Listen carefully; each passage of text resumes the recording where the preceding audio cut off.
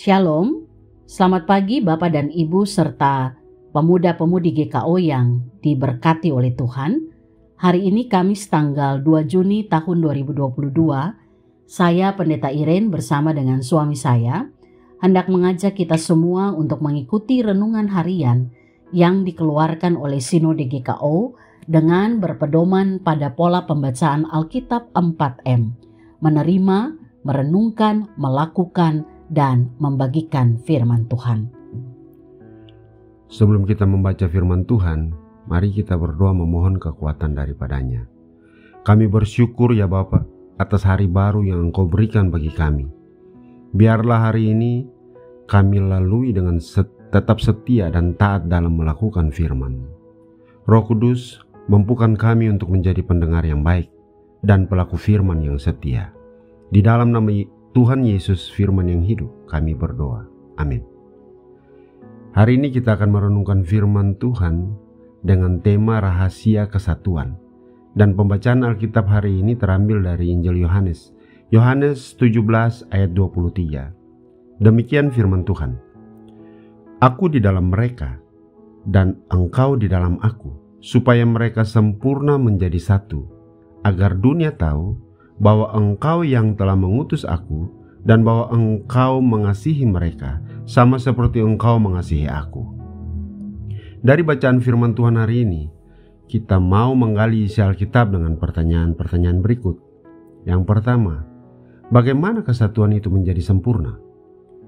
Dikatakan kesatuan kita menjadi sempurna jika Bapa ada di dalam Yesus dan Yesus ada di dalam kita, yaitu murid-muridnya atau orang-orang percaya.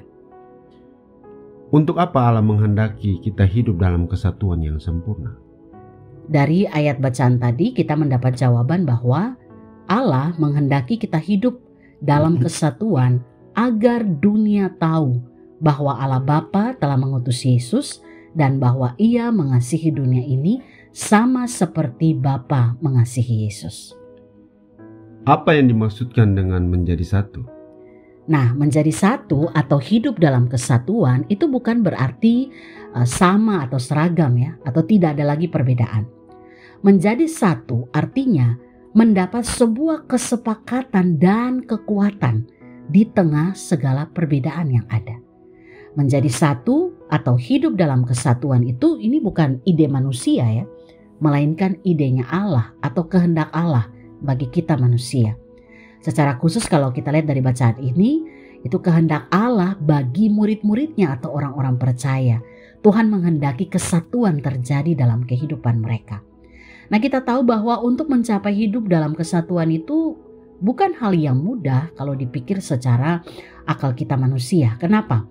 Kita ini berbeda satu dengan yang lain. Kita berbeda dalam banyak hal.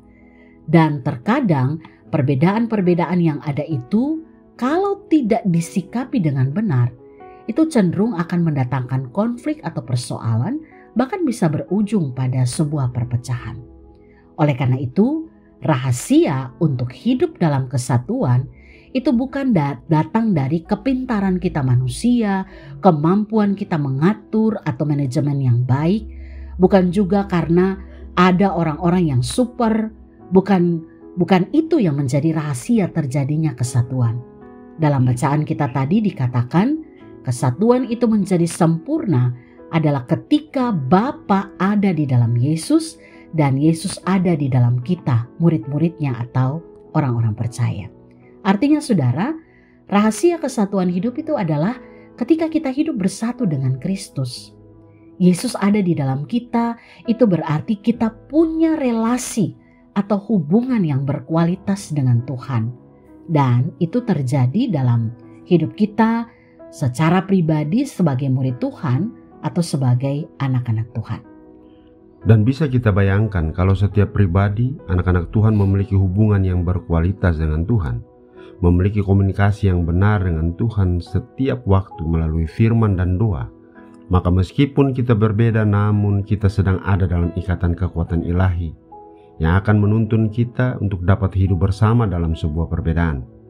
Contoh sederhana dalam kehidupan keluarga. Kalau seorang suami hidup dalam hubungan yang benar dengan Tuhan, maka ia pun akan bisa menerima keberadaan istrinya yang sudah pasti berbeda dengan dirinya. Akan ia terima sikap yang bijak. Ataupun sebaliknya, seorang istri yang punya hubungan yang benar dengan Tuhan akan mampu menerima keberadaan suaminya dalam segala keadaan. Nah, itulah rahasia kesatuan. Dalam hidup bersama juga sebagai gereja ya, kalau setiap pribadi jemaat Tuhan hidup dalam hubungan yang berkualitas dan benar dengan Tuhan melalui firman dan doa, maka segala latar belakang kehidupan yang berbeda di tengah persekutuan kita itu tidak menjadi sumber perpecahan, melainkan kekuatan yang membangun dan memberkati banyak orang. Nah, itulah tujuan Allah menghendaki kita hidup dalam kesatuan. Dan dalam bacaan kita tadi dikatakan, untuk apa Tuhan menghendaki kita hidup dalam kesatuan? Supaya dunia tahu bahwa Allah telah mengutus Yesus untuk datang ke dunia ini dan bahwa Allah mengasihi dunia ini. Artinya, ketika kita hidup dalam kesatuan atau menjadi satu seperti yang Tuhan kehendaki, maka dunia tidak sekedar tahu ada agama Kristen, mereka juga tidak sekedar tahu siapa Yesus, tetapi dunia benar-benar memahami, mereka merasakan dan mengalami kasih Tuhan melalui kehidupan gereja dan orang-orang percaya. Nah, saudara, setelah kita mendengarkan renungan firman Tuhan hari ini, apa komitmen kita?